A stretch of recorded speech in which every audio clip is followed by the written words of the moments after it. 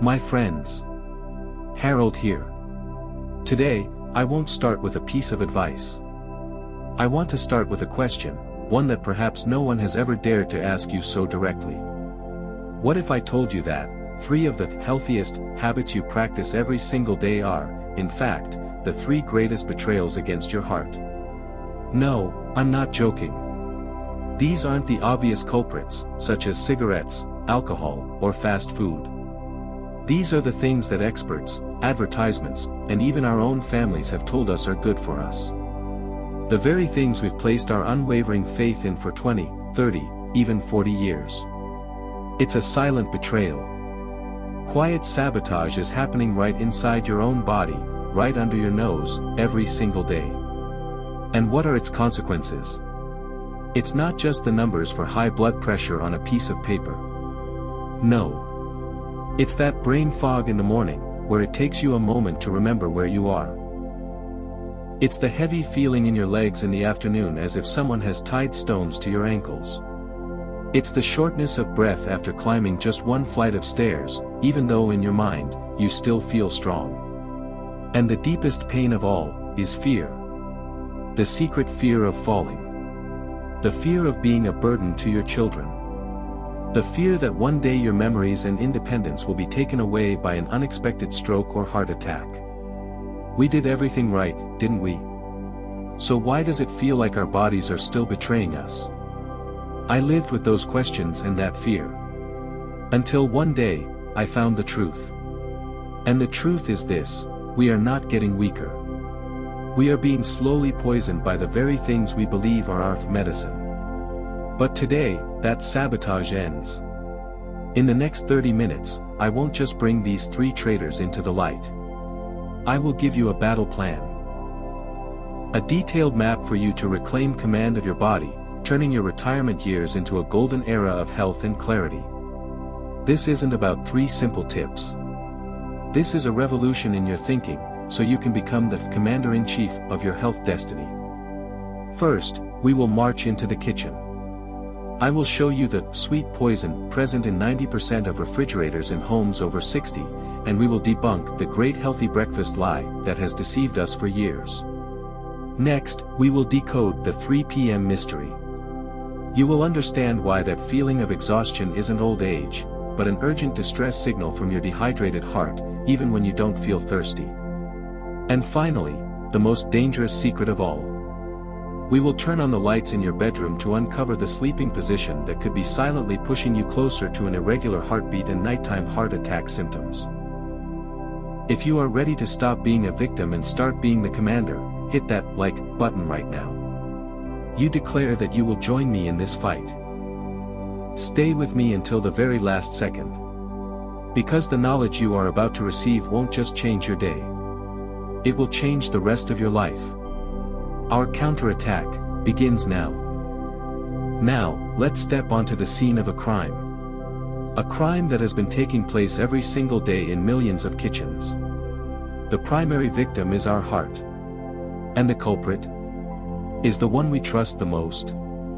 Open your refrigerator door. What do you see? Is it a carton of chilled orange juice, with the words, 100% natural, printed beautifully on the label? Now look up at your pantry shelf.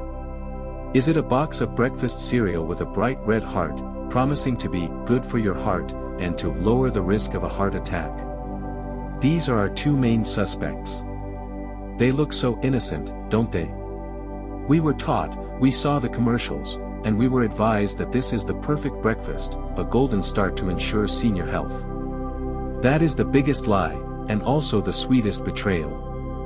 When you drink a glass of fruit juice, even the most expensive kind, you have unintentionally stripped away the fruit's most important protective weapon, its fiber.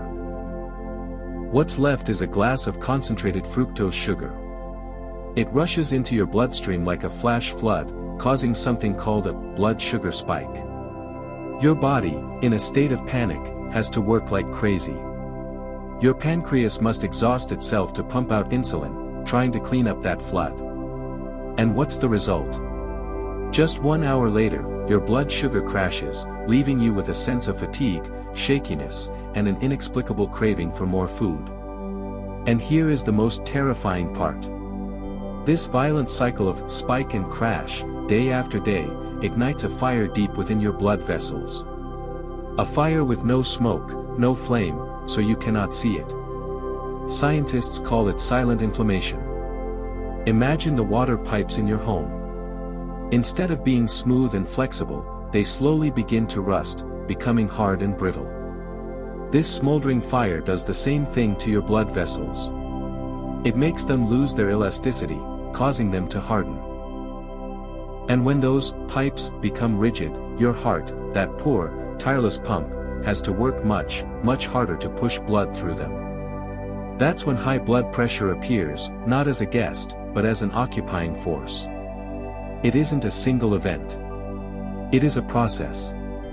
A slow-motion sentence is being carried out, where the culprit is the very habit we thought was the healthiest. With every such breakfast you eat, you could be unwittingly laying another brick in the wall that separates you from a healthy life, pushing yourself closer to the risk of a stroke. They sold us an idea of health, not health itself. But the battle of a guardian begins with recognizing the truth. And from here, we will rebuild. Forget the old breakfast.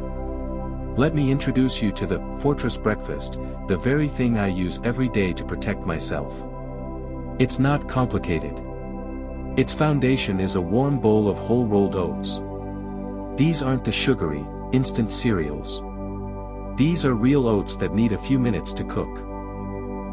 They are a source of enduring fuel, releasing energy slowly like a calm river, not a flash flood.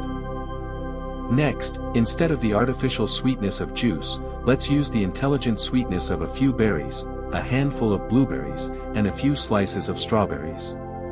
They are sweet, but that sweetness is encased in fiber, the loyal guardian of your blood sugar. And to make the fortress even stronger, sprinkle on some walnuts or almonds. They are the silent protectors, providing healthy fats and protein, helping you feel full longer, and keeping your mind sharp. Finally, a spoonful of plain Greek yogurt. These are the strong bricks to rebuild your muscles, and remember, your heart is also a muscle that needs to be nourished. Do you see the difference? The old breakfast created a storm. This breakfast creates a river. The old breakfast caused inflammation. This breakfast heals. This is not just food. This is an act of reclaiming command. A declaration every single morning, this heart is mine. And I will protect it. If you find this fortress breakfast recipe genuinely useful and easy to follow, please comment with the number 1 below, so I know you're ready for this new choice. But protecting our fortress doesn't stop at the breakfast table. There is a second imposter, one even more subtle because it is invisible. It attacks when we are most vulnerable, around 3 p.m. That's the moment when dizziness and fatigue strike, and we easily blame it on 2 words, old age. But it's not age. It's a distress call. A distress call from a withering heart. In the next section, we will decode the 3 p.m. mystery. Join me to discover it. Now, let's take a journey together. Not to a distant land, but deep inside our bodies, at that exact moment, 3 p.m. You know that feeling, don't you? A formless heaviness descends. Your eyelids start to feel dry and heavy. Your brain seems to be wrapped in a thick fog, making every thought slow and sluggish. You feel weary and exhausted, and a slight dizziness might come over you when you stand up. For years, I, and perhaps you too, have accepted this as an inevitable part of life. We call it the fatigue of old age. But today, I am here to tell you that this is a misdiagnosis. A dangerously wrong diagnosis. That feeling isn't your age. It is an urgent distress signal from a body that is slowly turning into a silent desert. The second imposter, this invisible enemy, is chronic dehydration in older adults. And here is the hard truth that not many people tell us. Waiting until you feel thirsty to drink water, especially after the age of 60, is like waiting until your house is engulfed in flames to call the fire department. By then, the damage may have already been done. Why is that? Researchers at the National Institute on Aging, NIA, have pointed out that as we get older, two critical mechanisms in our bodies begin to weaken. First, the thirst-sensing receptors in our brain become less sensitive. They no longer scream, "Alert! Alert! Water needed," as effectively as they used to. Second, our kidneys also gradually lose their ability to concentrate urine to conserve water for the body. We are leaking water faster, and our alarm system is faulty. It's a perfect recipe for a silent disaster. And this is the part that truly worries cardiologists. Studies published in leading medical journals, such as the Journal of the American Heart Association, have painted an alarming picture. When your body is dehydrated, even by just 1 to 2%, your blood begins to thicken. Imagine trying to stir honey versus stirring water. The honey is thicker, harder to stir, and requires more force, doesn't it? Your blood is the same. When your bloodstream becomes viscous, your heart, that extraordinary, non-stop pump, must strain itself. It has to beat faster, harder, and contract with a much greater force just to push that heavy blood through miles of blood vessels to nourish every single cell. Each heartbeat becomes a burden. The pressure inside your vessel walls skyrockets. And this is the direct origin, the fertile ground that nurtures high blood pressure. It doesn't just appear out of nowhere. It is created from thousands of afternoons where we have ignored our body's cry for help. That brain fog feeling. It's due to reduced blood flow to the brain. Your brain isn't getting enough oxygen and glucose to operate at its optimal level. The dizziness? That's an early stroke warning sign, indicating your circulatory system is struggling to maintain balance. One remarkable long-term study tracked thousands of older adults and discovered a terrifying link. Those who were frequently in a state of mild dehydration had a significantly higher risk of developing left ventricular hypertrophy. That's a condition where your heart muscle thickens abnormally because it's been overworked. And that is one of the most dangerous stepping stones to heart failure and atrial fibrillation, a type of arrhythmia that can cause blood clots and lead to a devastating heart attack or stroke. We thought we just needed a nap. But no, our bodies were screaming for something much, much simpler. A glass of water. So, what does a guardian do? We don't wait for the fire alarm. We install the sprinkler system. Forget the rule, drink when you're thirsty. Let's establish a new philosophy, the intelligent hydration protocol. This isn't about forcing yourself to drink gallons of water at once. No. That can even be harmful. This is the art of consistency and quality. Step 1, the dawn ritual. As soon as you wake up, even before you brush your teeth, drink a glass of warm water. Consider it a morning shower for your internal dessert after a long night, helping to lubricate the entire system. Step 2, the consistent sip. Don't try to chug a large bottle of water. Instead, keep a small glass of water beside you all day. Set a simple goal, take a few sips every 30 minutes, or a small glass every hour. The heart loves stability and predictability. This way, you provide it with a constant, gentle stream, instead of sudden floods. Use a sticky note, an alarm watch, or anything to remind you in the first few weeks. Step 3, upgrade your water. Add a slice of lemon, a few mint leaves, or a slice of ginger or cucumber to your glass. This isn't just for taste. Lemon and cucumber provide natural electrolytes like potassium, which the body needs for every nerve impulse and every muscle contraction, including the beat of your heart. You are turning a simple glass of water into a true health tonic. When you do this, something magical will happen. You will notice the 3 p.m. fatigue gradually disappear. The fog in your brain will lift. You will find yourself sharper, quicker, and with a sustained energy that lasts until the evening. It's not magic. It's physics. It's biology. It's what happens when you give your machine the right fuel at the right time. You are lifting a tremendous burden from your heart every day, every hour. If you agree that this intelligent hydration protocol makes sense and you will give it a try, please comment with the number 2 below. It's a promise, an act of care for your most loyal companion, your body. We have reclaimed the kitchen. We have turned the desert into an oasis. But the final battle, the most decisive battle of a guardian, takes place on a field where none of us can command consciously. The battlefield of dreams.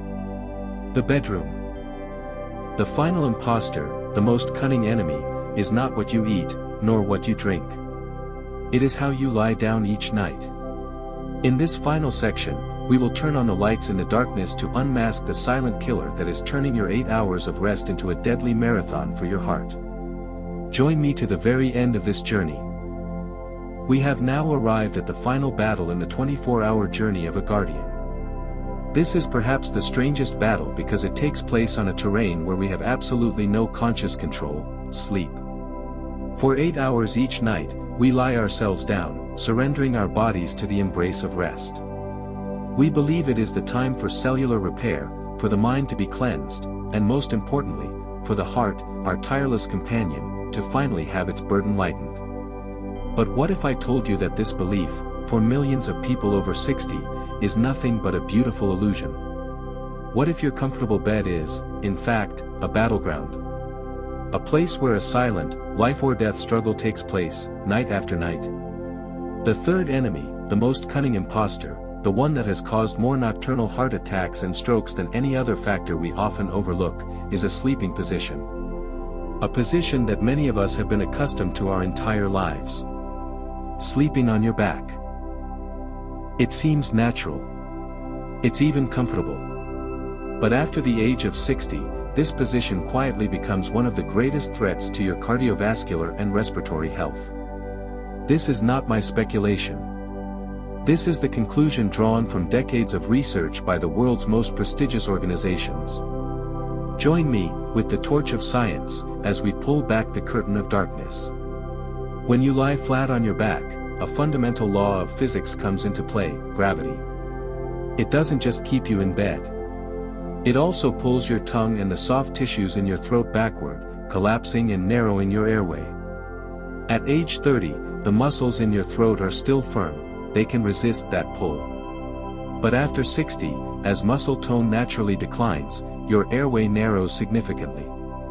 This leads to a condition that the American Academy of Sleep Medicine calls obstructive sleep apnea, OSA. Apnea. The name itself is frightening, and the reality is even more so. Your breath stops. Not once, not twice, but potentially dozens, even hundreds, of times each night. Each pause in breathing, called an apneic event, can last from 10 seconds to over a minute. And during every one of those terrifying minutes, a catastrophic chain reaction is triggered inside your body. Phase 1, Oxygen starvation. The oxygen level in your blood plummets. From a normal 95 to 100%, it can drop below 90%, even below 80%. Every cell in your body, from your brain to your heart muscle, is screaming from oxygen deprivation. Phase 2, the brain's red alert. Your brain's respiratory center, sensing the mortal danger, sends an emergency signal to the entire body, red alert. Wake up. Breathe. Phase 3, the hormone storm. To execute that command, your body releases a massive surge of stress hormones, adrenaline and cortisol, the hormones of the fight or flight response. Phase 4, the heart under torture. Under the influence of this hormone storm, your heart is forced to pound violently, contracting with immense force. Your high blood pressure skyrockets as it tries to push what little oxygenated blood is left to the brain. Your heart rhythm becomes chaotic. And then you jolt, gasp for air, perhaps for only a few seconds without being consciously aware of it, and then fall back asleep, only for this torturous cycle to repeat. Imagine enduring hundreds of these mini, electric shocks every night. This is no longer rest. This is an 8-hour-long torture session. The European Heart Journal, in a large-scale meta-analysis, concluded that patients with untreated, severe OSA have a 2 to 3 times higher risk of dying from cardiovascular events compared to the general population. Why? Because this nightly torture leaves permanent scars. It causes your heart muscle to thicken, leading to left ventricular hypertrophy. It disrupts the heart's electrical system, dramatically increasing the risk of atrial fibrillation, an arrhythmia that can form deadly blood clots in the atria. These clots can travel to the brain and cause a stroke while you sleep. It is the root cause of early morning heart attacks and sudden cardiac death at night. So, how do you know if you might be a victim? Ask yourself these questions. Do you wake up feeling more exhausted than when you went to bed?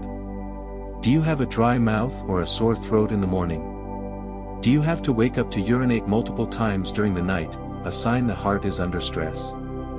And most importantly, does your partner ever complain about your thunderous snoring, or those frightening pauses when you stop breathing and then suddenly gasp for air? These are the silent symptoms of a heart attack and the hidden stroke warning signs that sleeping on your back is inflicting upon you every night. But the battle of a guardian is not to accept fate. Our battle is to find the solution. And that solution, fortunately, is not found in an expensive pill, but in a simple change. If sleeping on your back is torture, then what is a protective embrace for the heart? Science has provided a very clear answer. Studies using echocardiography and polysomnography have shown that the best, most cardioprotective sleeping position is sleeping on your left side. Why the left side specifically? It's a masterpiece of biological engineering. Reason 1, fluid dynamics. Our heart is not in the center of our chest, it's slightly to the left. When you lie on your left side, gravity helps blood flow back to the right atrium more easily through the vena cava.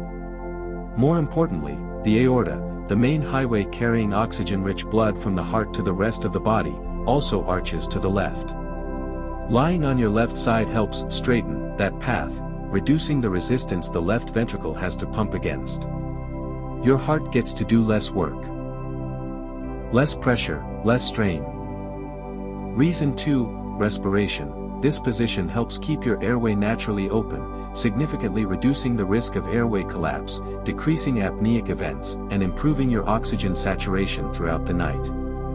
More oxygen for the brain, more oxygen for the heart. Reason 3, digestion. Our stomach also sits on the left side. Lying on your left side uses gravity to keep stomach acid where it belongs, preventing nighttime acid reflux, another factor proven to irritate the vagus nerve and contribute to arrhythmias. Sleeping on your left side is not a folk remedy. It is an action based on a deep understanding of the body's anatomy and physics. It is how you scientifically say to your heart, "Rest now, my friend. I will stand guard tonight." How do you maintain this position, especially if you've been a back sleeper for 60 years? Use tools. A full-length body pillow can be a wonderful companion. It supports your top arm and leg, keeping your spine aligned and creating a sense of security. Or, simply place a regular pillow between your knees.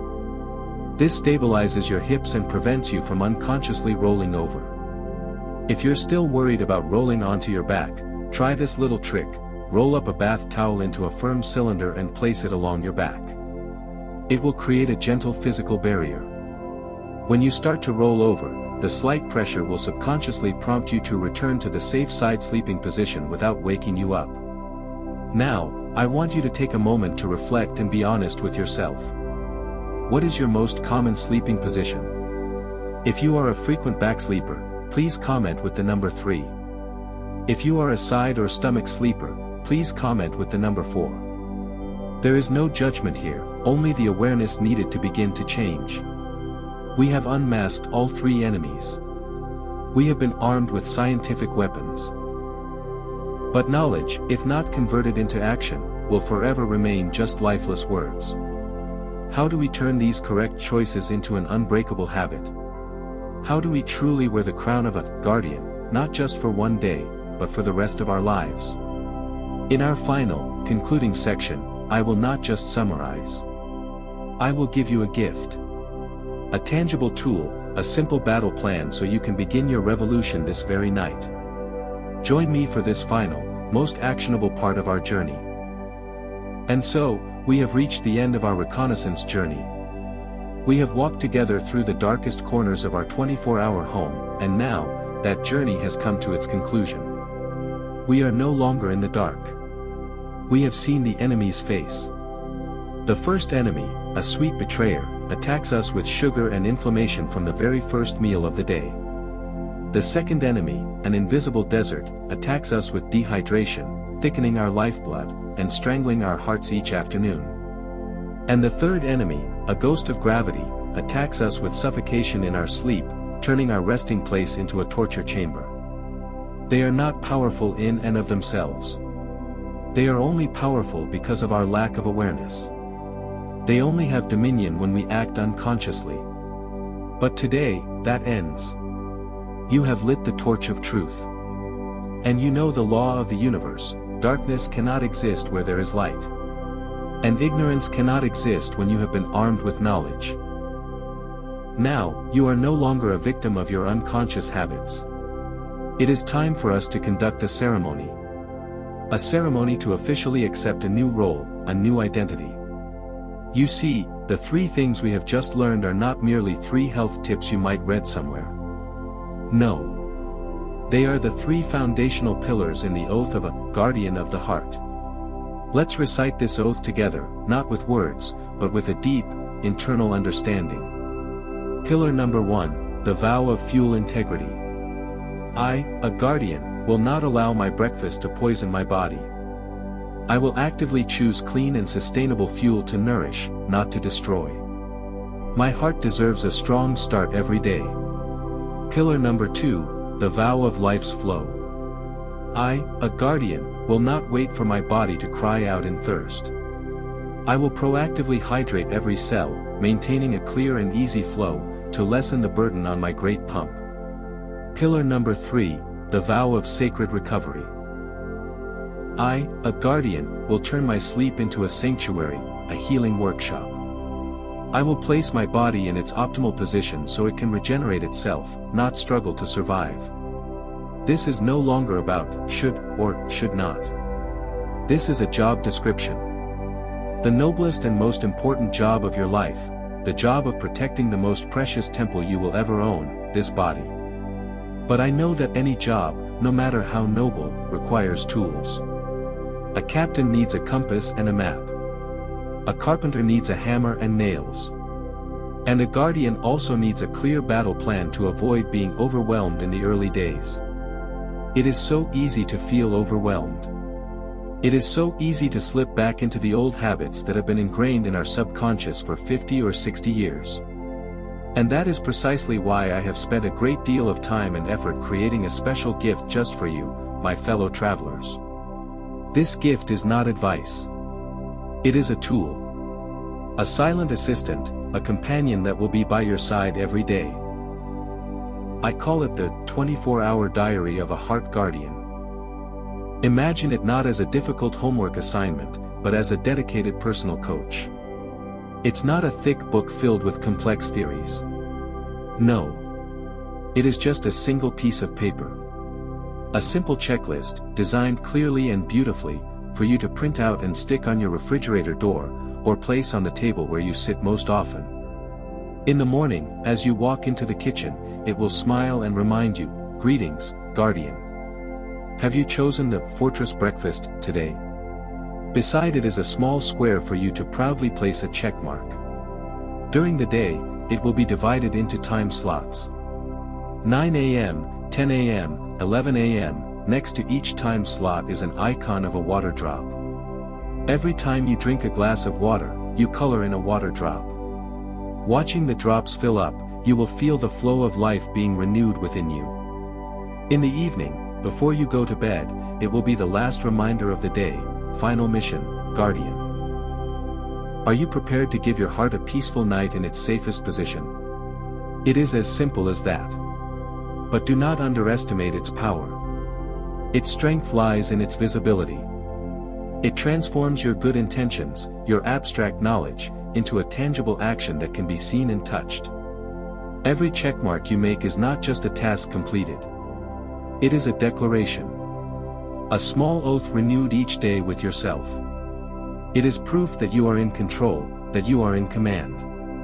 A journey of 1,000 miles begins with a single step. And the journey to becoming a lifelong guardian begins with a simple checkmark on a piece of paper. And today, I want to officially inaugurate you by placing this toolkit in your hands, completely free of charge. Right now, look down at the description below this video.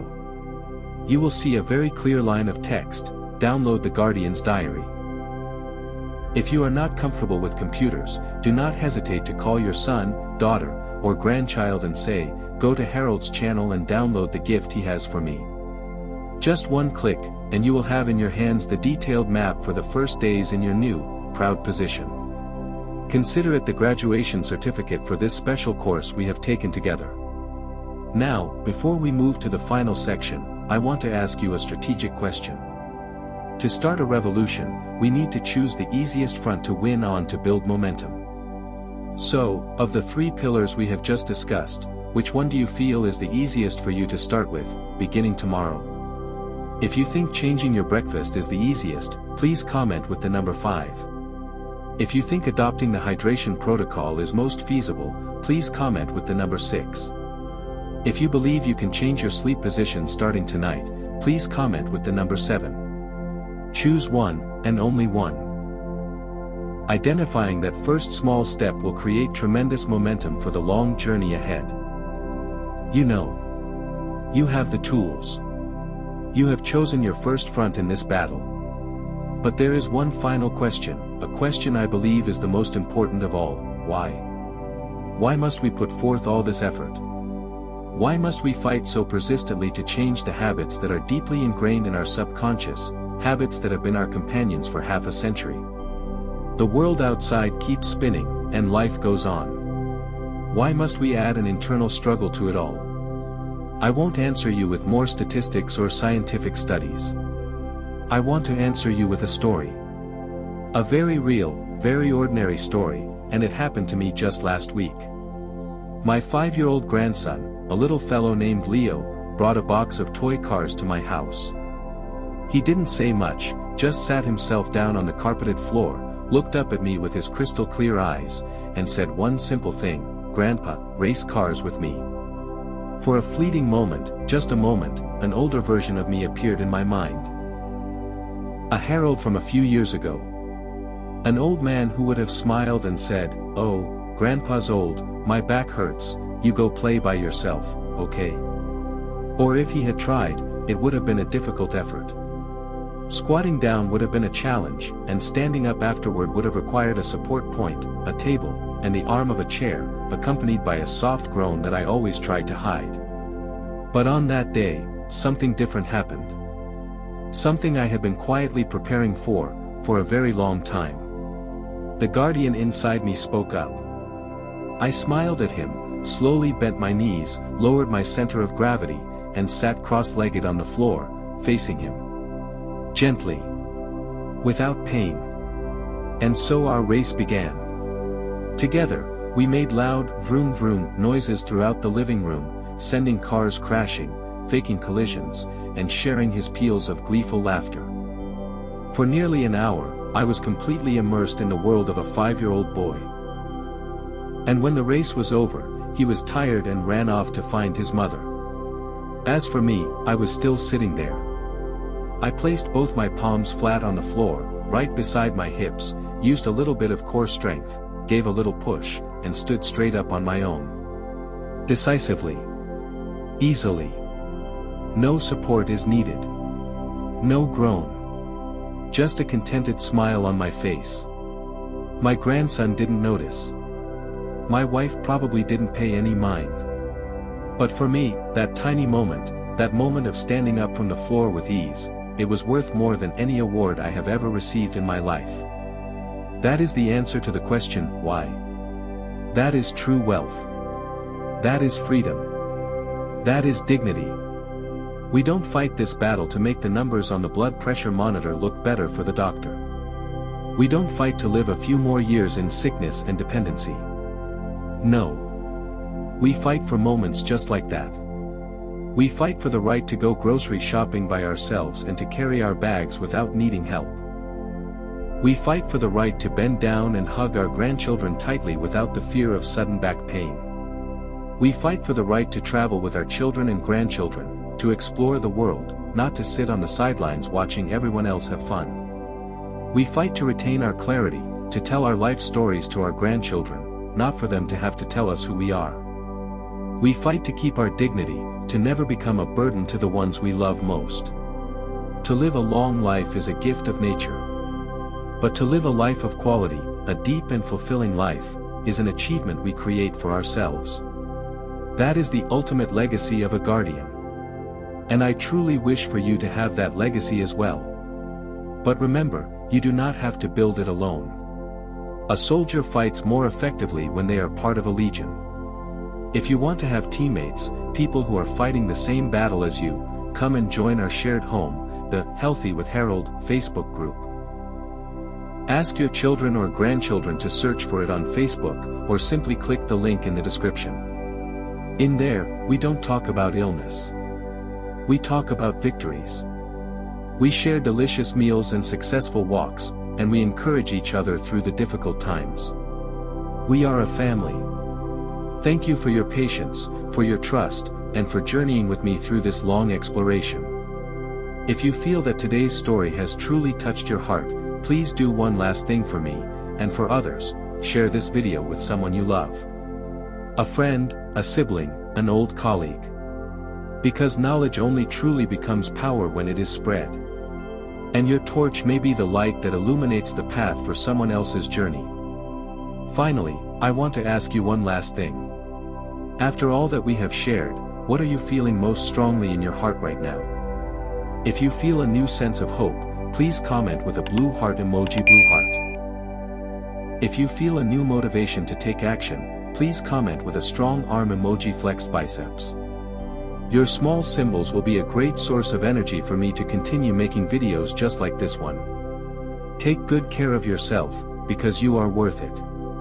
I'm Harold. I'll see you, my fellow guardians, in our shared home.